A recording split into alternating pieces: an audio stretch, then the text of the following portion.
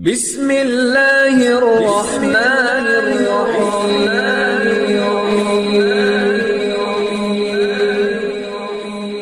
بسم اللہ الرحمن الرحیم۔ السلام علیکم۔ وظیفے کی اجازت کے لیے کمنٹس میں اپنا نام لکھ دیں، اور اگر آپ ہمارے چینل پر نہیں ہوئے تو ہمارے چینل کو ضرور سبسکرائب کر دیجیے گا۔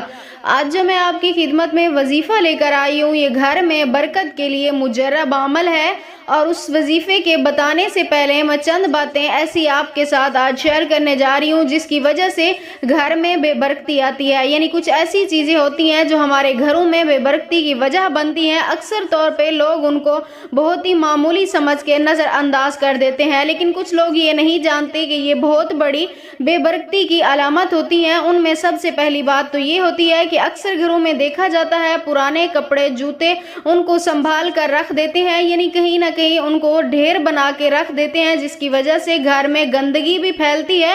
گندگی کی وجہ سے بھی بے برکتی آتی ہے، اور یہ کپڑے پرانے رکھے رہنا یہ بے برکتی کی بہت بڑی وجہ ہے۔ وجہ کیا ہے؟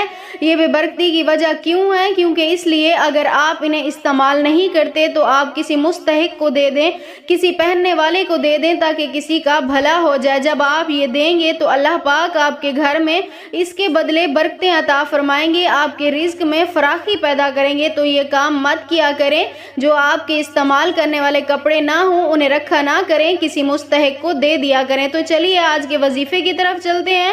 گھر میں برکت کے لیے یہ وظیفہ بہت مجرب ہے۔ اکثر لوگ کہتے ہیں کہ وظائف کام نہیں کرتے۔ کیوں نہیں کرتے؟ کیونکہ آپ کے دل میں شک ہوتا ہے، یقین نہیں ہوتا۔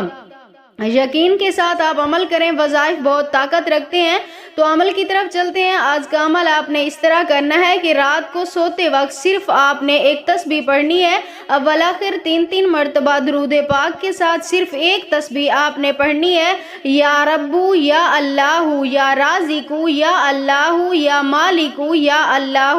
اس کی آپ نے ایک تسبیح پڑھ کر اللہ تعالیٰ سے اپنی حاجت کے لیے دعا کرنی ہے، یعنی جو بھی آپ کی جائز خواہش ہے، رزق میں برکت چاہتے ہیں، جاب چاہتے ہیں، یا کوئی بھی آپ کا مسئلہ ہے، اس کے لیے آپ یہ عمل کر کے دعا کریں۔